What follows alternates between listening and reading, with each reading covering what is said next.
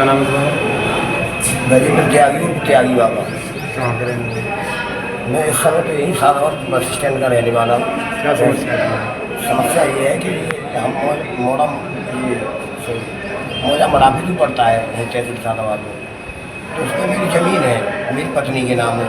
उस पर अवैध कब्जा किया हुआ है भूमा भैया के द्वारा, और जिसमें कि SDM साहब 2023 से माननीय हाईकोर्ट को भी रिपोर्ट दे रहे हैं कि चकमार्ग मौके पर खाली है और सुचारू रूप से चल रहा है। जबकि आज भी मौके पर आप जाके देख लो कि लेंटर बिल्डिंग बनी हुई है, माफिया का विद्यालय संचालित है।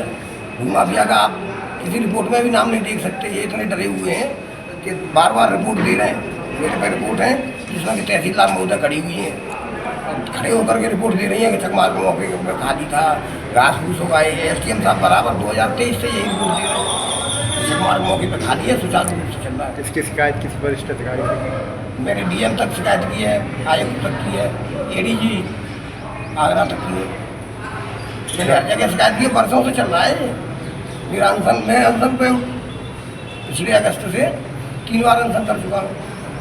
अभी मैं 21 तारीख को जब DM कंपाउंड में गया था अनशन के लिए, तो वहाँ शाम तक इन लोगों ने रोक रखा कि कभी DM से मिलवा रहे हैं, DM साहब भी नहीं मिले, ADM साहब से मिलवा रहे हैं कि आपका आज जजमेंट है, रिजर्व रख लिया है, लेकिन कुछ नहीं हुआ। शाम को 6:30 बजे के बाद इन लोगों ने वहाँ पुलिस बुला के, सैफू पुलिस बुलाई, मोरसाल पुलिस बुला ली, और उसके बाद में 6:30 बजे के बाद मेरा चालान करके यहाँ लेके आई रात को 8:30 बजे। यहाँ से मुझे 13 दिन जेल में डलवा दिया।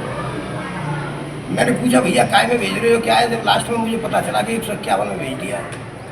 मैं आतंकवादी था, क्या था? मुझे कोई ये तो बताए कि मैं क्या शांति भंग कर रहा था इनका। यहाँ भी तो अनशन पर बैठा था मैं, यहाँ 26 मार्च से बैठा था। प्रदेश सरकार से क्या मांग करते हो? प्रदेश सरकार से ये मांग करता हूँ कि पहले तो ये चकमार्ग सुचारू रूप से चालू कराया जाए, जिससे कि मेरा आश्रम मुझे मिल जाए, और दूसरे इन ये जितने भी करप्ट अधिकारी हैं इनके खिलाफ कार्रवाई की जाए, भूमाफिया के खिलाफ सख्त से सख्त कार्रवाई की जाए। अगर ऐसा कुछ नहीं होता है तो क्या रणनीति होगी? अब नहीं होता है तो फिर ये है कि मैं जन समर्थन के लिए आप लोगों के पास पहले तो जाऊँगा, क्योंकि मैं पहले ही कह चुका हूँ कि मैं धर्म विरुद्ध कार्य नहीं करूँगा। इसी धर्म से बना हुआ हूँ कि यही अनशन स्थल से मेरी मोटरसाइकिल चोरी हुई थी। 10 तारीख को मैं यहाँ कोतवाली में एप्लीकेशन दे चुका हूँ, लेकिन आज तक मेरी रिपोर्ट दर्ज नहीं की गई।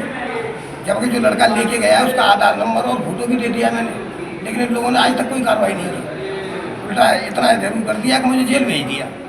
इस प्रकरण को लेकर या कोई सक्षम अधिकारी नहीं सुन रहे हैं तो आपने प्रदेश के मुखिया योगी आदित्यनाथ से मुलाकात की? हाँ, मैं गया था 2 बार, जनता दरबार भी गया था, एक बार गोरखपुर भी गया था, लेकिन मेरी महाराज जी से मुलाकात नहीं हुई। एक बार तो मेरी आपदा की सूचना पे 10 फरवरी की मेरी सूचना थी, तो SP महोदय ने मुझे बुलवाया। नरौरा से सैफू पुलिस लेके आई थी। SP महोदय ने मुझे धमकी दी कि चूतड़ों पे इतने मुकदमे लगवाऊंगा कि जेल में सड़ते रहोगे, पत्राचार बंद करो, क्योंकि इनके दरोगा जी पहले ही मुझे झूठे मुकदमों में फंसा चुके हैं। क्या नाम था SSP साहब? मनोज, ये दरोगा थे मुनीश बाबू तिवारी। इन्होंने अपराध नहीं हुआ, मैंने कोई एग्रीमेंट नहीं किया। मैं एक ही तो सबूत दे सकता हूँ कि मैंने एग्रीमेंट नहीं किया, लेकिन मुनीश बाबू तिवारी मुझे 420, 511, 506 बताओ 511 कब लगाई जाती है? तो जब कोई धारा ना मिले किसी अपराध में। लेकिन मुझे इसके लिए SP महोदय से पूछा, सारे SP साहब बुला के हमें उल्टे धमकी दे रहे हैं। क्या कह रहे थे? ये कह रहे थे कि चूतड़ों पे इतने मुकदमे लगवाऊंगा कि जेल में सड़ते रहोगे। क्या नाम है SSP साहब का? SSP साहब का नाम है साहब कौन से, चिरंजीव नाथ सिन्हा। अच्छा, उन्होंने आपको धमकी दी थी? हाँ इस प्रकरण को लेकर आपने मुख्यमंत्री से मुलाकात की?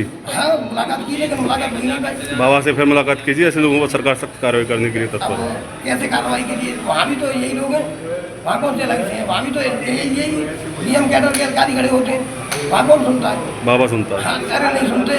मैं 3 बार जा चुका हूँ, 2 बार गोरखपुर जा, 2 बार गया हूँ लखनऊ, और 1 बार गया हूँ गोरखपुर। मुलाकात नहीं हो पाई? है यहाँ ये हालात है कि SDM साहब ने खुद मुझे यहाँ धमकी दी। क्या कहा था? ये कहा था कि मैं आतंकवादी और जाने कौन से रोहिंग्या घुसपैठिए घोषित करा करूँगे और तुम्हें जेल भेज देंगे। लेखपाल ने धमकी दी थी कि तुम्हें 6 में कहानी में भेज देंगे। एक आदमी की कीमत क्या है? 5 लाख रुपये। 5 लाख रुपये में एक आदमी से जाता है। बाबा तुम क्या सोचते हो?